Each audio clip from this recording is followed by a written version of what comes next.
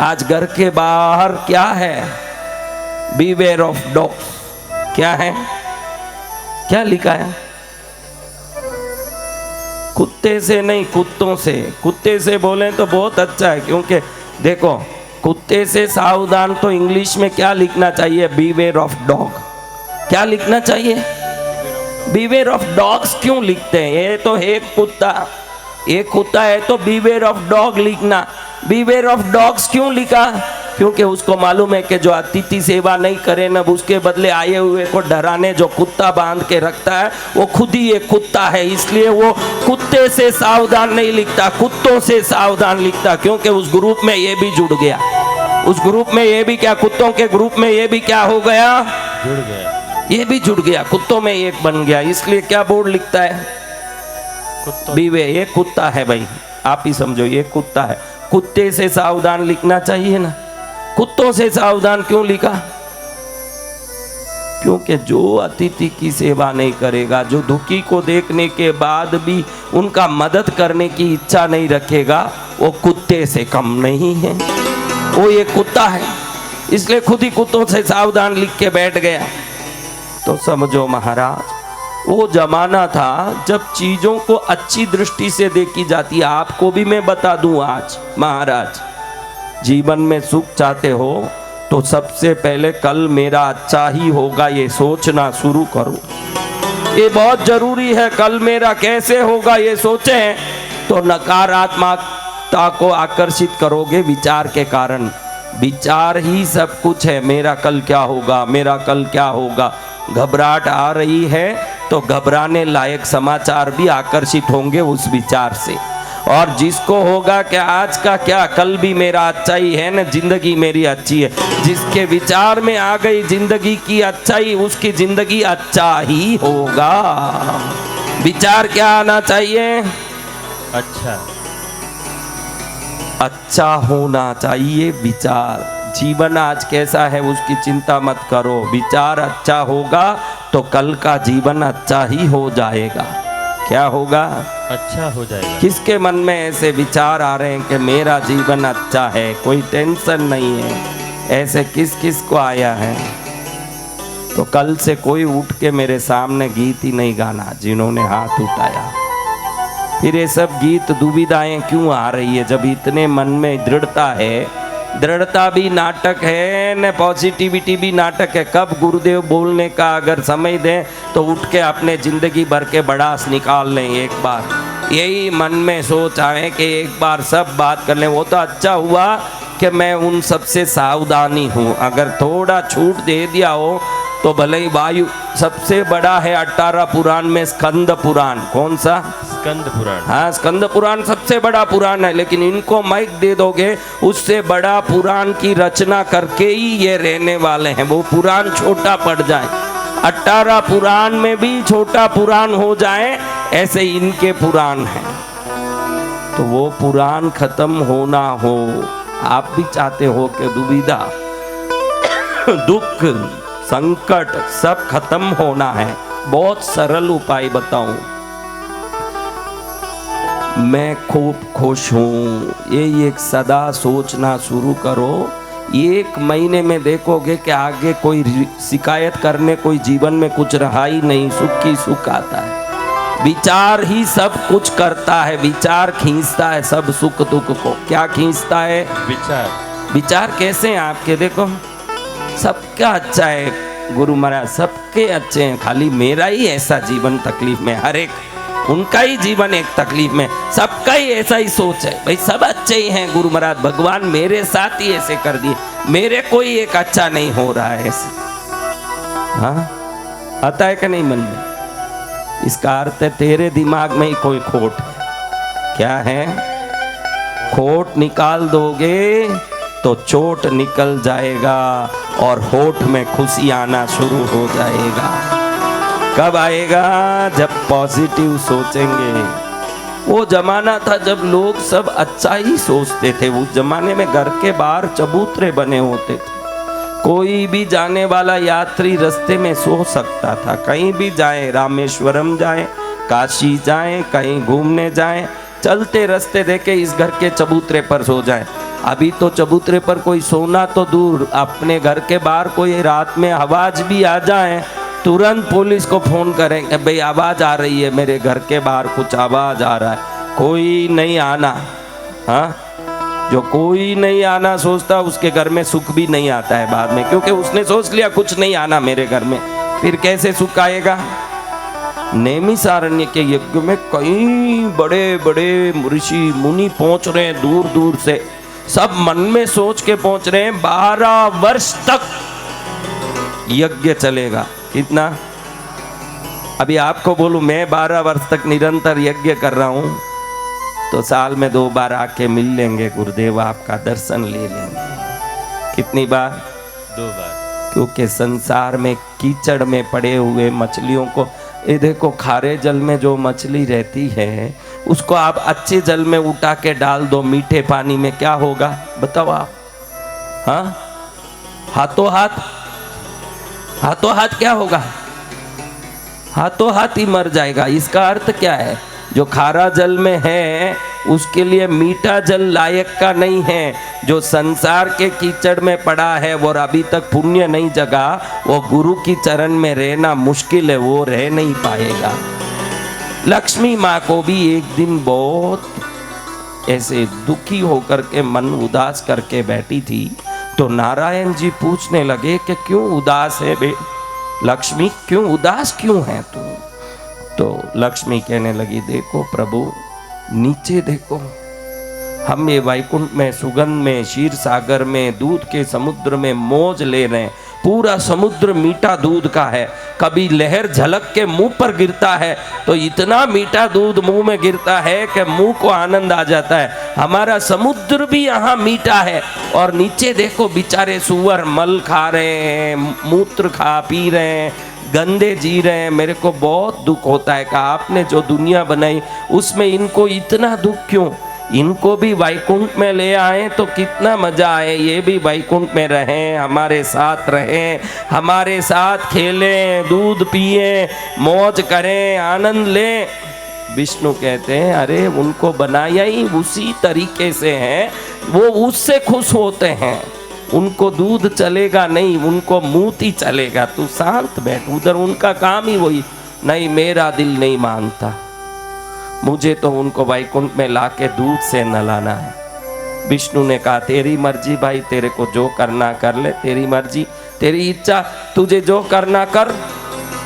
तो अब लक्ष्मी माँ भूलोक में आ गई। भूलोक में आ करके नीचे देखती है जगह जगह पूंछ मरोड़ के सुअर दौड़ रहे हैं इधर उधर, हाँ हु दौड़ रहे हैं। तो कुछ सुअरों की टोली देख के लक्ष्मी माँ गई, मेरे प्यारे बच्चों, मेरे प्यारे बच्चों, माँ है, बड़े प्यार से बोली। तो एक सुअर मुंह उठा के देखा, सोची कोई पकड़ने आ गया है, और जोर से दौड़ा सुअर, ये पीछे पीछे गई, बेटा मेरी बात सुनो, वैकुंठ में आ जाओ, मेरे साथ वैकुंठ में आ जाओ। पहले तो सुअर उसको देखा ये कौन है, मेरे पीछे पड़ गई, सुबह सुबह आराम से हम हलवा खा रहे, हमारे पीछे आ गई माता फोड़ी करने। तो एकदम गुस्से में आ गए सुअर। सुअर कहे कि क्या काम है, बिना काम हमारे पीछे पड़ी हो, कहाँ है तुम्हारा वैकुंठ? अरे वैकुंठ नहीं जानते, नारायण जी जहाँ रहते हैं।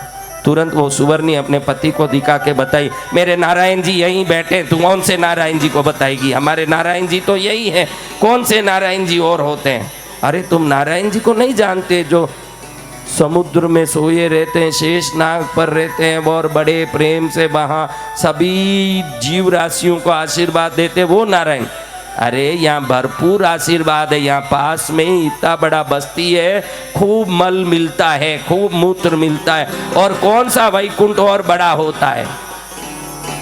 अरे वहाँ इत्र का सुगंध आता है, वहाँ खुशबू आती है, बहुत आनंद आता है, वहाँ आओ तो सुवर्णी पूछती है, क्या वो दूध जो तुम बोलती हो वो मूत का स्वाद जैसे टेस्टी रहता है? अरे वो तो दूध होता है, पवित्र होता है। पवित्र, वो पवित्र हमारे लिए अपवित्र है, अपवित्र ही हमारे लिए पवित्र है। कोई अपवित्र हो तो बताओ, हम आते हैं। फिर लक्ष्मी माँ समझ गई कि इनको वैकुंठ ले जाना हमारी वश की बात नहीं, क्योंकि ये वहीं रहने लायक जन्मे हुए हैं।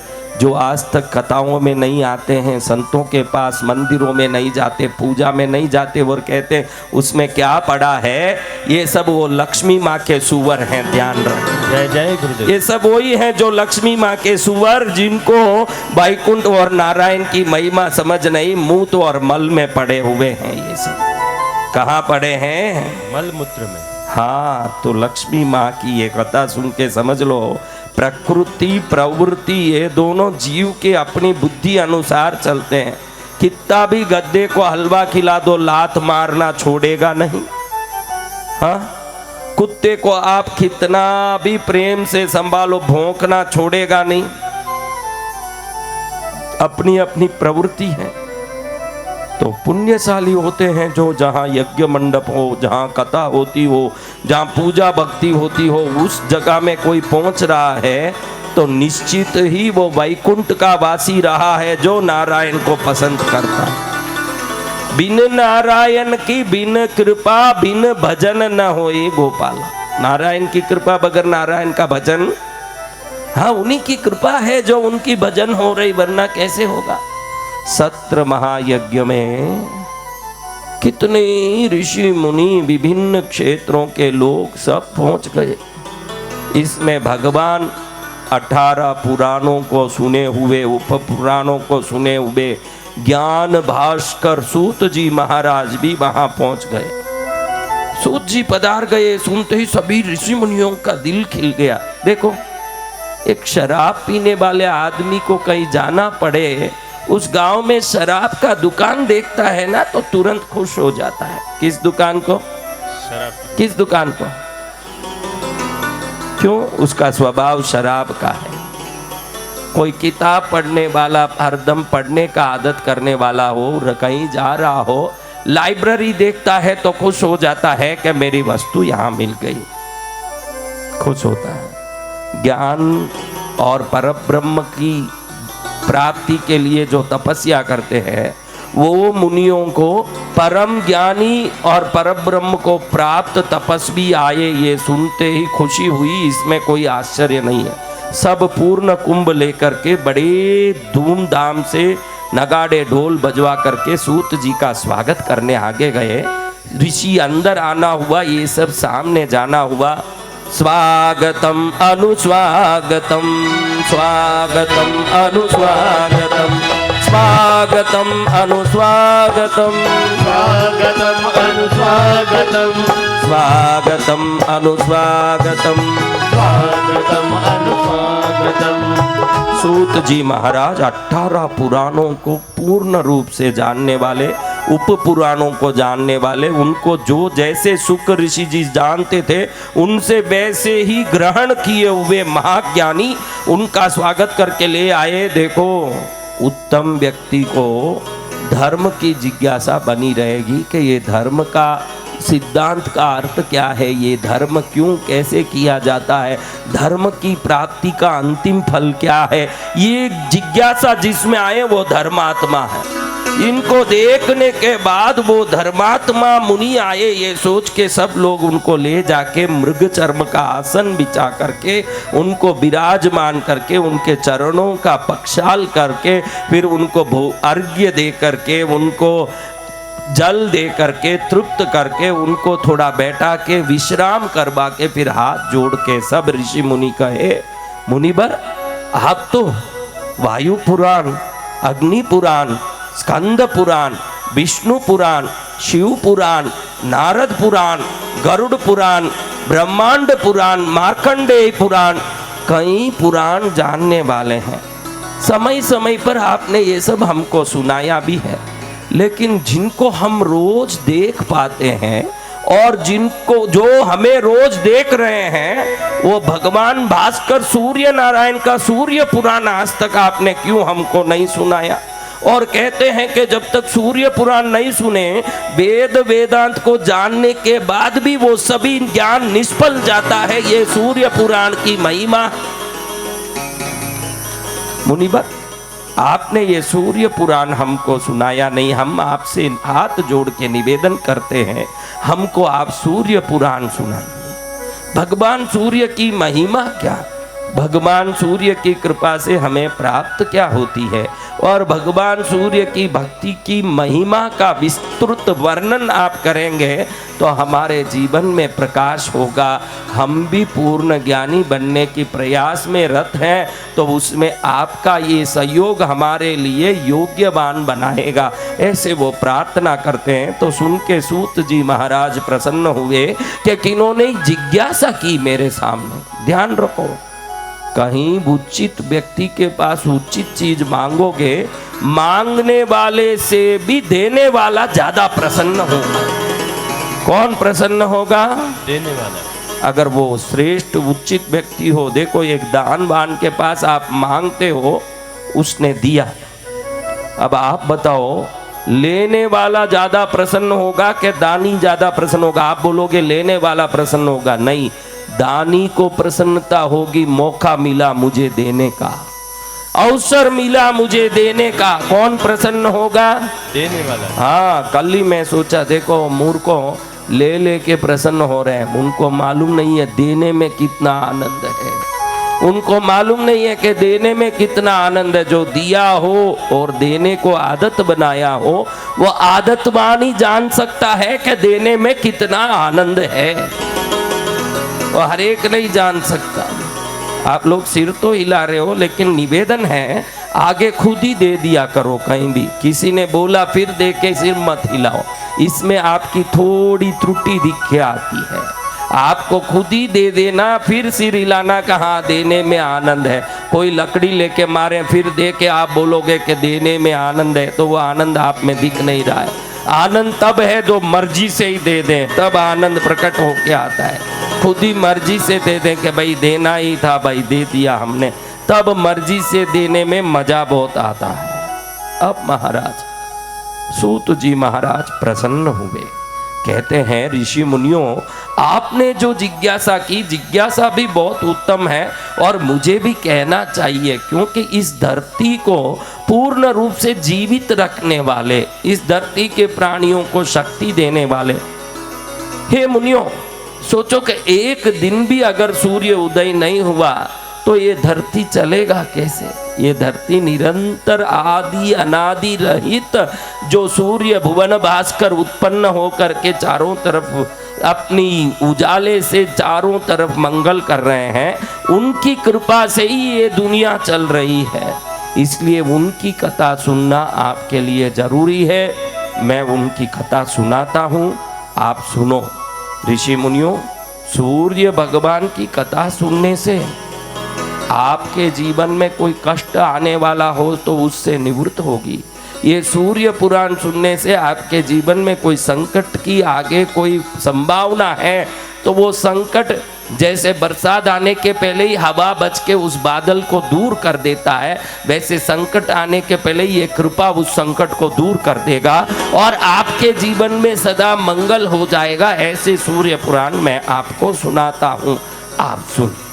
ऐसे बोल के हमारे श्री सूत जी महाराज सौनक आदि मुनियों को सूर्य पुराण सुनाना शुरू करते हैं और शुरू करके कहते हैं कि सुनो मुनियों, वशिष्ठ ऋषि के पास एक बार सूर्यवंशी राजा जो सूर्य की उपासना करते थे, ऐसे बृहदबल नाम का एक राजा आया, वशिष्ठ ऋषि के कुटिया में आके प्रणाम किया। आपको बताऊं कि 6 प्रकार की उपासना है। कितनी उपासना? 6 प्रकार। क्या 6 प्रकार की उपासना?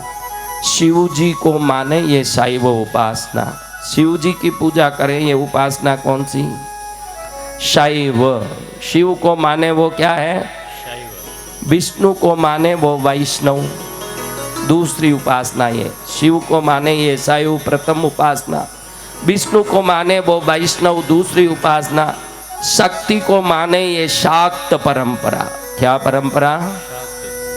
शाक्त यानी शक्ति को, भगवती को माने। शाक्त परंपरा यानी लाल वस्त्र पहन के देवी की पूजा, देवी उपासना, देवी मंत्र, देवी की साधना, देवी में मन लगा के उसको मातृवत मान के यंत्र पूजा आदि करना, ये शाक्त परंपरा है। क्या परंपरा? शाक्त परंपरा।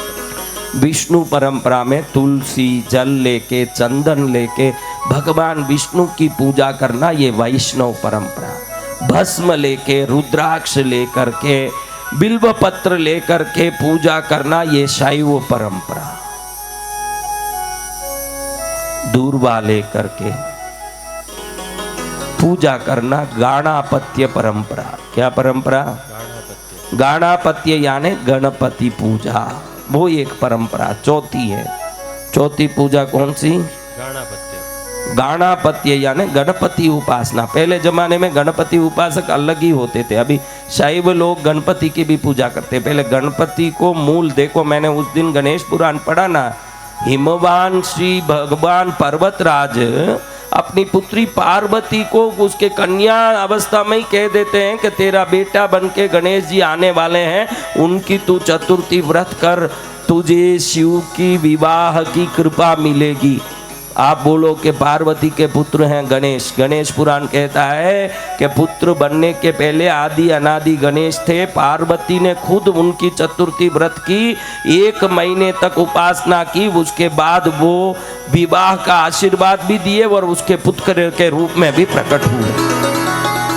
तो हर पुराण में वो देवता आदि अनादि बताए गए हैं। शिव परंपरा कहती है शिव आदि अनादि, विष्णु पुराण कहता है विष्णु आदि अनादि। ये क्यों? उन भक्तों को ये लगे कि मेरे भगवान सर्वोत्तम है, मेरे भगवान सर्वश्रेष्ठ है, इसलिए हर पुराण में उस देवता को सर्वोत्तम उपमा दे के महिमा मंडित किया है। तो गाणापत्य के बाद 5वां पुराण है कौमार पुराण। क्या पुराण? कौमार क्या है? बोलो कौमार क्या है? कुमार कार्तिकेय भगवान का पुराण। कौन सा? कार्तिकेय भगवान। कार्तिकेय उपासना 5वीं उपासना है। 6 उपासना में प्रथम उपासना शैव, दूसरा वैष्णव, तीसरा शाक्त, चौथा गाणापत्य, पांचवा कौन सा? कौमार। कौमार यानी क्या? कार्तिकेय भगवान। गौ आके आपको मारती है वो। हाँ, एक को पूछा कथा में, गौ मार यानी क्या? अरे वो गौ जब गुस्सा कर लेती है हमको मारने आती है, वो गौ मार है। गौ मार नहीं, कुमार। क्या? कुमार यानी कार्तिकेय। कार्तिकेय भगवान की उपासना 5वीं उपासना। 6ठी उपासना सौर सूर्य उपासना। सौर उपासना यानी सौर ऊर्जा बोलते हो ना हिंदी में, क्या बोलते हो? सौर ऊर्जा। सोलर एनर्जी को क्या बोलते हो? सौर ऊर्जा। तो सौर पुराण, सूर्य पुराण, सूर्य उपासना, सूर्य की साधना कैसे करें, सूर्य वंदन कैसे करें। आज भी देखो, सुबह उठ के जाते हो ना, गंगा जल लेकर के सुबह सुबह सूर्य को अर्घ्य दे दोगे पितृपक्ष में, और कहोगे कि सूर्य देव से लेके आज तक के मेरे सभी पितृ प्रसन्न हो। एक हथेली गंगा जल से समस्त पितृ प्रसन्न। इतना सरल है। इधर गंगा तट पर ही आप सब बैठे हो। कहाँ बैठे हो? गंगा तट पर। और कई लोग सुबह से आके परेशान कर रहे हैं हमारे सेवकों को, हमारा जाने का मन ही नहीं है, हम कैसे जाएं, हमारा दिल ही नहीं कर रहा है। तो वो लोग मेरे पास आके कह रहे हैं इनको जाने का मन नहीं कर रहा। अरे मुझे ही जाना पड़ेगा, फिर तुम क्या खाक छानोगे यहाँ रह के? मुझे ही जाना है यहाँ से। मैं कोई यहाँ परमानेंट आश्रम, ये भाड़े का आश्रम है मेरा अपना आश्रम नहीं। यहाँ रहूँगा, ये बाबा और भाड़ा मांग लेगा मेरे से। ये आश्रम ही खुद भाड़े का है। फिर भी मैंने सोचा चलो इतनी भक्ति आ रही है तो इनको 4 तारीख तक रहने की अनुमति दे दीजिए। कितने तारीख? 4 तारीख तक। 4 तारीख तक रह सकते हैं। 4 को आपको रह के 5 को सुबह क्या करना पड़ेगा? क्योंकि 5 को तो मैं ही खाली कर दूंगा, फिर आप नहीं भी करो तो ये जंगल में कहीं लंगोट पहन के बैठ के साधना करते रहना आगे। मैं तो 5 को जाऊंगा तो ही फिर मैं विंध्याचल मैयर जाऊंगा। कहाँ? मैयर जाके देवी भागवत करूंगा। जैसे यहाँ सूर्य पुराण आज शुरू हुआ, मुझे ऐसे लग रहा है कि जैसे ही सूर्य पुराण शुरू किया, सूर्य उदय हो गया हो और उजाला हो रहा हो, ऐसे मन में एक आनंद उत्पन्न हो रहा है सूर्य पुराण की कथा शुरू करके। तो देवी की भागवत करेंगे, वो भी नवरात्रि में। इस बार देवी भागवत कौन सा है पता है? श्रीमद् देवी भागवत नव दुर्गा महाकथा है। क्या है? नव दुर्गा महाकथा। हाँ, तो नव दुर्गा कथा सुनने के लिए मैहर में आना है। कैसी माँ नव दुर्गा कृपा करेगी, कल्याण हो जाएगा। तो ऐसे हिमालय में आप सब 5 तारीख को सुबह तक रह सकते हो। कल तो 1 है, 2 है, 3 है, 4 है। कितने? 4 दिन और हरियाली का, गंगा माँ का, गुरुदेव की वाणी का, रुद्राभिषेक, रुद्र पाठ का, यज्ञ का। किसका? 5 को सुबह यहाँ से निकलोगे तो सीधा अपने घर पहुँच के वहाँ से इस दिशा को एक बार नमन कर लेना कि भाई ये दिशा को मेरा प्रणाम। ये दिशा है उत्तर दिशा। कौन सी दिशा? उत्तर दिशा। हाँ, उत्तर दिशा को प्रणाम करके काम में लगो। फिर 14 तारीख के बाद 15 को सुबह कहाँ पहुँच जाना है?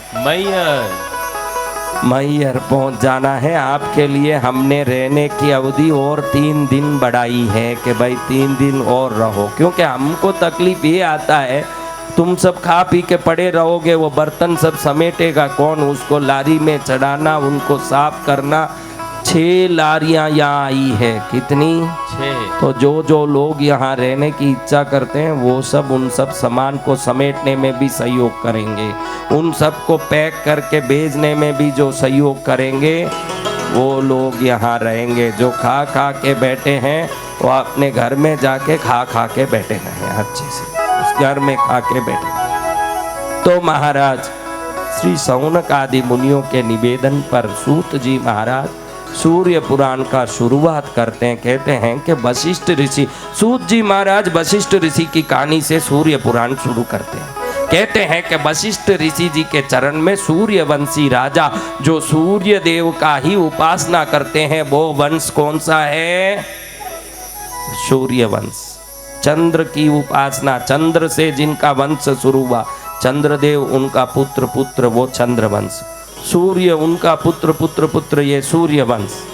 सूर्यवंशी राजा बृहद्बल आकर के वशिष्ठ ऋषि को प्रणाम करके कहते हैं, वशिष्ठ ऋषि मेरे मन में एक जिज्ञासा है। ऐसा कौन सा तत्व है जिस तत्व को समझने से मेरी आत्मा में पूर्ण ज्ञान प्राप्त होगा, पूर्ण शक्ति प्रकट होगी, परब्रह्म की उपासना का सत्य ज्ञान प्राप्त होगा। ऐसी कौन सी चीज है जिस चीज को प्राप्त करने के बाद प्राप्त करने कुछ बचता नहीं है? ऐसी कौन सी चीज है जिस चीज को प्राप्त करने के लिए ये मनुष्य जन्म होता है? ऐसी कौन सी चीज है जिस चीज को प्राप्त करने के लिए मनुष्य सदा लालायित होकर अनेक चीजों को प्राप्त करता है लेकिन तृप्ति क्यों नहीं होती? आखिर मनुष्य जन्म में क्या चीज प्राप्त करने से तृप्ति होगी? बृहद्बल के सवाल को सुन के वशिष्ठ ऋषि कहते हैं, हे बृहद्बल, तूने ब्रह्मा, विष्णु, रुद्र, शंकर इन सब का नाम सुना होगा। क्या बृहद्बल कभी तूने उनको देखा है? देखा है? तो वशिष्ठ ऋषि कहते हैं, जिनको देखा ही नहीं उनका उपासना भी करेगा तो देखेगा नहीं जब तक, तब तक तेरी उपासना अधूरी रहेगी। लेकिन जिनकी बिना उपासना किए भी हमें दिखते हैं वो है सूर्य देव। और उनकी उपासना से जिन्होंने उनको प्राप्त किया और जिनका उपासना कोई मानता नहीं, करता नहीं है, नास्तिक है, उनको भी अगर कोई दर्शन देते हैं तो वो है सूर्य देव। इस जगत को करने वाले, जिनकी कृपा से जगत में जीव राशियों का जीवन होता है, जिनके पूर्व दिशा में उदित होकर पश्चिम में जाने के कारण, सदा निरंतर नियति से यात्रा करने के कारण अनादिकाल से ये ब्रह्मांड चल रहा है। अगर ऐसे ब्रह्मांड के चालक कोई हैं तो वो हैं, वो ही आदि अनादि हैं। तू जिस परम ब्रह्म की बात करता है, जो सूर्य को समझ लिया, सूर्य की महिमा को समझ लिया, सूर्य देव की कृपा को समझ लिया, वो परम ब्रह्म को समझ लिया। इसलिए बृहद्बल तू सूर्य देव की कृपा को समझ। तो बृहद्बल राजा, सूर्यवंशी राजा कहता है, प्रभु आपकी कृपा से मैं सूर्य देव के वंश का हूँ, मैं सूर्य देव का ही वंश से उत्पन्न हुआ हूँ, फिर भी क्या कहें, जल में मछली रहते हुए भी जल की जैसी महिमा नहीं जान पाती। वैसे मैं सूर्य वंश में जन्म लेके भी सूर्य भगवान की महिमा को समझ नहीं पाया। आप कृपा करें कि सूर्य देव की महिमा क्या है। वशिष्ठ ऋषि कहते हैं, हे बृहद्बल, पितृमंडल नाम के पितृलोक के पिता सूर्य देव हैं। अगर करोड़ों पितृ, अनंत करोड़ों पितृ पितृमंडल में रहते हैं, वो सभी सूर्य की इच्छा से चलते हैं। और जितने देवता हैं, उन देवों के देव भी सूर्य देव हैं। वो सभी देवता सूर्य की इच्छा से चलते हैं।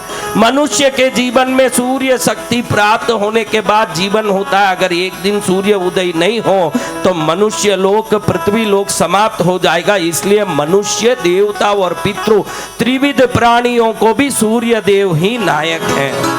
पितृ देवता सूर्य के शक्ति से चलते हैं और देवलोक के देवता भी सूर्य शक्ति से चलते हैं। और मनुष्य में भी सूर्य का प्रकाश नहीं हो तो मनुष्य लोक में वनस्पति, पेड़ पौधे, मछली, जल के सभी जीवों से लेके, थल के सभी जीवों से लेके, उड़ने वाले सभी जीवों से लेके, रेंगने वाले सभी जीवों तक सूर्य प्रकाश से जीवन जीते हैं। अगर सूर्य नहीं है तो कुछ भी नहीं है बृहद्बल। इसलिए भगवान सूर्य की महिमा अनंत है। मैं उनकी कहानी, अति उत्तम कहानी कहता हूँ। उस कहानी को सुनने से और पितृपक्ष में विशेष करके सुनने से सभी पितृओं की जिन पर कृपा हो जाती हो, जिसको सुनने से पितृदोष मिट जाता हो, जिसको सुनने के बाद सूर्य देव की अनंत कृपा बरस जाती हो, ऐसी सूर्य देव की महिमा मैं तुझे सुनाता हूँ। सूत जी सौनक आदि ऋषियों को कथा कह रहे हैं। उस कथा में वशिष्ठ ऋषि बृहद्बल राजा को सूर्य महिमा सुना रहे हैं। उस कथा में बृहद्बल राजा को वशिष्ठ ऋषि भगवान कृष्ण की कथा सुना रहे हैं। किन की कथा? किन की कथा? हाँ, हरे राम हरे कृष्णा, कृष्ण कृष्ण हरे कृष्णा। एक बार बहुत उत्साहमयी वातावरण में, नारद जी का स्वभाव है कहीं भी जाना। नारद जी का स्वभाव क्या है? हाँ, हमारे में भी देखता हूँ, भक्तों में कई लोग होते हैं, लेडीज बाथरूम में भी चले जाएगा, उसको ये शर्म नहीं आएगा कि महिलाओं की जगह है। कई ऐसे होते हैं। लेकिन नारद जी दुनिया में रहे हुए लोगों के पाप मिटाने के लिए जगह जगह जाके कुछ न कुछ युक्ति करते हैं। तो नारद जी का कभी कैलाश पहुंच जाएंगे, कभी वैकुंठ पहुंच जाएंगे, कभी भूलोक में राजाओं के घर में पहुंच जाएंगे, कभी पाताल लोक में पहुंच जाएंगे, कभी राक्षस लोक में पहुंच जाएंगे। कहीं ना कहीं घूमना किनका काम है? इसलिए उनका नाम है त्रिलोक संचारी। क्या नाम है? त्रिलोक संचारी। यानी क्या? तीनों लोकों में संचार करने वाले। कौन? नारद जी। ऐसे नारद जी एक बार सोचे कि द्वारका में जाऊं। कहाँ जाऊं? द्वारका। ये सोच भी इस कथा के पहले और एक कथा आज बता रहा हूं। ये कथा सुनिए।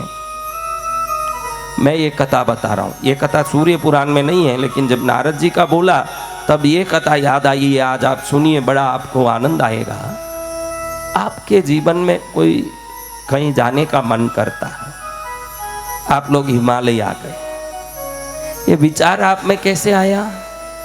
बताइए, ये विचार कैसे आया आप में? हिमालय आने का, गुरुदेव अच्छे लगते हैं हमको इसलिए आया, या अनुष्ठान हो रहा इसलिए आया, यहाँ आपको पारद शिवलिंग और स्फटिक यंत्र मिलेगा इसलिए आया, प्रभु की इच्छा हुई इसलिए आया है। इसलिए आया है प्रभु की इच्छा से। तो एक बार भगवान कृष्ण को इच्छा हुई। किनको इच्छा हुई? श्री कृष्ण को। कृष्ण को इच्छा हुई। नहीं तो ये कथा कल सुनते हैं अपन, समय पर जल्दी शुरू करके ये कथा कल सुनाऊंगा। आप सुनते रह जाओगे कि इच्छा हो गई प्रभु का तो क्या क्या विचित्र लीला अपने जीवन में होती है। इसके लिए ये कथा सुनने लायक है। ये कल सुनाऊंगा मैं कथा, क्योंकि कल आपको समय लेके अच्छे से सुना पाऊंगा कि प्रभु इच्छा कैसे नचाती है दुनिया को, ये सुनाएंगे। अभी हम उसी कथा में जाते हैं जो सूर्य पुराण की कथा हम सुन रहे थे, क्यों आज जाप भी करना है थोड़ी देर हमको सूर्य देव का, और पूरे पितृपक्ष में विभिन्न जाप करके सूर्य देव को, देवताओं को और पूरे पितरों को, हमने आज से पितृ से लेके कितने पितृ हमारे हुए, ये पितृ पक्ष में सबको प्रसन्न कर देना है। ये पितृ पक्ष खत्म होके जो दिवाली आने वाली है, ये ऐसी दिवाली होनी के लगना चाहिए कि सच्ची में दिवाली हो रही है मेरे जीवन में। ऐसे दिवाली होना तो पितरों की प्रसन्नता बहुत ही अनिवार्य है। किनके प्रसन्नता? सबने दिया लगा लिया मेरे बच्चों, अपने मटकी के पास, घड़े के पास, पानी के जगह पर दीपक जला लिया। वहाँ यूट्यूब से वहीं से हाँ बोलो, मैं यहाँ सुन सकता हूँ। आप कहीं से बोलो, सुनने की ताकत मैं रखता हूँ, मैं सुन लूँगा। मेरे बच्चे हाँ बोल रहे हैं, हाँ गुरुदेव मैंने जला दिया, बोल दो वहीं से, और दीपक बुझ भी जाएगा हवा से। मैं यहीं से जला दूंगा उस दीपक को, आपका दीपक जलता रहेगा, चिंता मत करो। अब देखो महाराज, ऐसे पितृपक्ष में हम जो कहानी सुन रहे हैं, उस कहानी में बृहदबल राजा को वशिष्ठ ऋषि कहते हैं कि नारद जी को एक बार मन में हुआ कि कृष्ण जी के द्वारिका जाऊं। कहाँ जाऊं? द्वारिका में जाऊं। जगह जगह संचारित होने वाले नारद ऋषि अपने ऋषि मंडल को लेकर के द्वारिका में प्रवेश किए सभा में। तो सभा में भगवान कृष्ण ने नारद जी का स्वागत किया, और कृष्ण पुत्र प्रद्युम्न आदि सभी खड़े होकर के, देव ऋषि नारद आए हैं, बड़ी श्रद्धा से खड़े हुए। लेकिन उस सभा में शांब नाम के जाम्बवती को उत्पन्न कृष्ण के पुत्र खड़ा नहीं हुआ। सोचा कि आए होंगे मुनि, क्या वंदन करना, मैं कृष्ण पुत्र हूं, क्या वसुदेव कृष्ण से भी कोई बड़े हैं? ऐसा भाव आया और वो खड़े नहीं हुए, बैठे रहे ऐसे ही। नारद जी अपने चोर आंखों से देख लिए कि भाई शांब खड़ा नहीं हुआ, और कृष्ण ने तो अपने समकक्ष में आसन लगा करके नारद जी को बैठाया। बड़े प्रेम से नारद ऋषि से बातचीत की, उनका सम्मान किया, अर्घ्य दिया, उनको प्रणाम किया। नारद जी अति प्रसन्न हुए, लेकिन शांब के इस व्यवहार से नारद जी के मन में खिन्नता उत्पन्न हुई। अच्छा शांब, तो मुझे नहीं मानता है, मैं तुझे सिखा दूंगा मैं कौन हूं। एकदम मन में एक भड़का आया।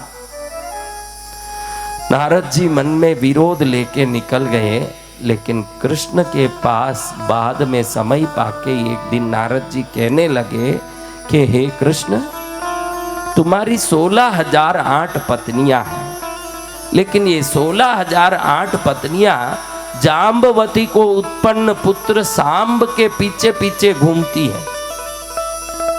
ये क्या सही बात है?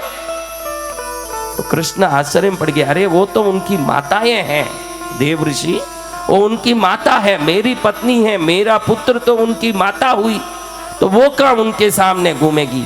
अरे वो सब पागल हो गई है, उसके रूप से पागल होके अपनी बुद्धि खो गई है, इसलिए उसके पीछे पीछे घूम रही है, आप थोड़ा ध्यान दो इस पर। ऐसे बोल के कृष्ण भगवान के कान में बात डाल दी नारद जी।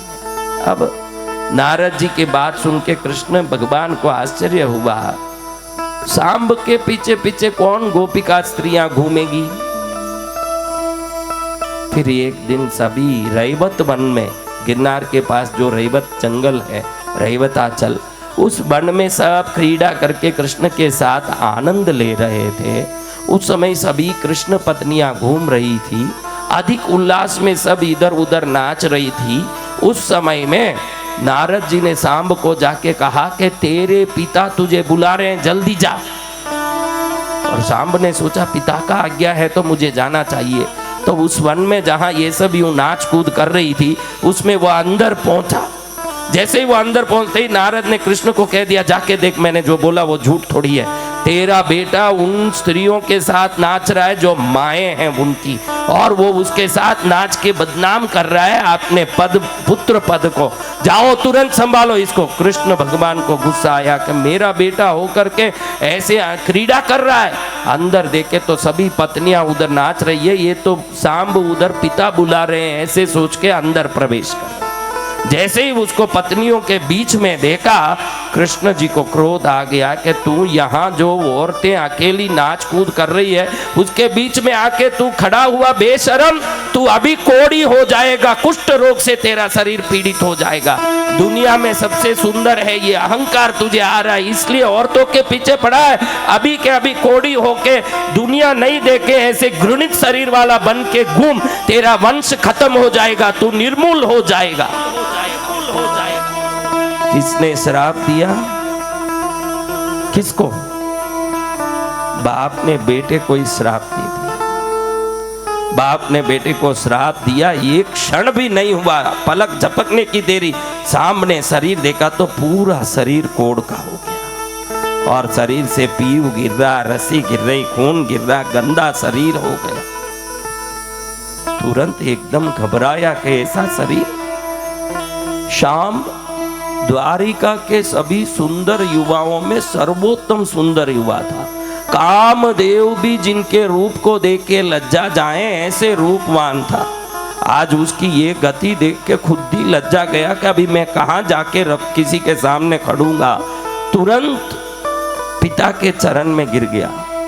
पिताजी, नारद जी ने बताया कि आपने मुझे अर्जेंट यहाँ शीघ्रता से रेवताचल में बुलाया है वन में, इसलिए पिता की आज्ञा का पालन करने में यहाँ दौड़ा आया। मुझे पता भी नहीं था कि आप यहाँ नहीं हैं और मैं आपकी आज्ञा समझ के नारद जी के बुलाने से यहाँ आया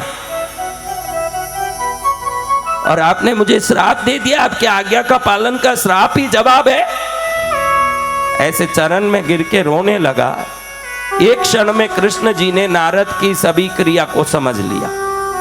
तुरंत ध्यान में देखा, कृष्ण जी को मालूम पड़ गया कि सभा में आते समय उठ के खड़े नहीं होने के कारण शांब को अपमानित करने के लिए नारद जी ने यह काम किया है। तुरंत शाम को देख के कृष्ण कहे, शाम, पूर्व जन्मों के कर्मों के कारण और दुर्वासा ऋषि का पूर्व जन्म में तेरे ऊपर श्राप के कारण इस जन्म में तुझे कोढ़ी होना लिखा था, जो मेरे मुंह से निकला है। ये मेरा शब्द नहीं है, तेरे पूर्व जन्मों की क्रिया का कारण है, इसलिए तू चिंता मत कर। जिस नारद जी ने ये सब कराया तो उन्हीं के पास जाके इसका उपाय पूछ, वो ही इसका उपाय बताएंगे। ऐसा कृष्ण जी ने आशीर्वाद दिया। पिता का आशीर्वाद लेके शांब अपने कोढ़ शरीर पर कपड़ा ढकते हुए बड़ा छुपा छुपाए लज्जा के साथ पहुंच गए नारद जी के पास। कहे कि नारद जी, आपने मेरे पिता को मेरे से श्राप दिलवा दिया, अब ये श्राप की मुक्ति भी मेरे पिताजी ने आपसे ही लेने के लिए बोला। आप बताओ कि ये श्राप मुक्ति, मेरे कष्ट की मुक्ति, मेरे संकटों की मुक्ति कैसे होगी प्रभु, आप ही बताओ। मैं ये रूप में खड़ा हूँ। मेरे पिताजी ने कहा, फिर शांति हुई कि ये पूर्व जन्म का श्राप है, इस कारण से अब मैं कोढ़ी हुआ। कर्म को कौन टाल सकता है प्रभु, लेकिन पिताजी ने कहा है कि श्राप मुक्ति का निश्चित उपाय मिलेगा। तो मैंने सोचा आपसे पूछूं। आपको पूछने के लिए पिताजी ने आज्ञा दी, इसलिए आपके चरण में आया हूं। मेरी श्राप मुक्त हो, मेरा रोग मुक्त हो, जो कष्ट भयंकर संकट आया, एक कृष्ण पुत्र होकर के आज मैं किसी को मुंह दिखाने लायक नहीं हुआ, ऐसे अपमानित हो गया। ये अपमान, ये संकट, ये दुख, ये रोग, ये सब किस प्रकार मिट सकता है प्रभु, उपाय बताओ। हे श्याम, इस संसार में जब भी रोग आता है किसी मनुष्य को, देव को या किसी भी प्रकार के जीव को, तो समझना कि सूर्य देव उससे कुपित हुए हैं। किसी को संकट भय या रोग आता है तो समझना सूर्य देव उसके कुपित हुए हैं। जिन जीव राशियों के जन्म कुंडली में सूर्य विपरीत हो जाते हैं, उन्हीं के जीवन में रोग, उपद्रव, पीड़ा, भूत लगना, प्रेत लगना। आप देखना, भूत प्रेत जिनको लग जाते हैं सूर्य नीच के होने से लगते। किनके नीच के होने से? जो भूत लगे हुए लोग हैं उनकी जन्म कुंडली देखो, सूर्य नीच के होंगे। रोग आए हुए लोग देखो, बड़े बड़े रोग, टीबी, एड्स, बड़े रोग, मौत गादी, कैंसर, सूर्य नीच के होंगे। शत्रु भय हो गया, सूर्य नीच के होंगे। और जो बलवान पहलवान है, आरोग्यवान है, किसी को भी एक मुक्के में मार सकता, सूर्य उच्च के होंगे, श्रेष्ठ स्थान में होंगे।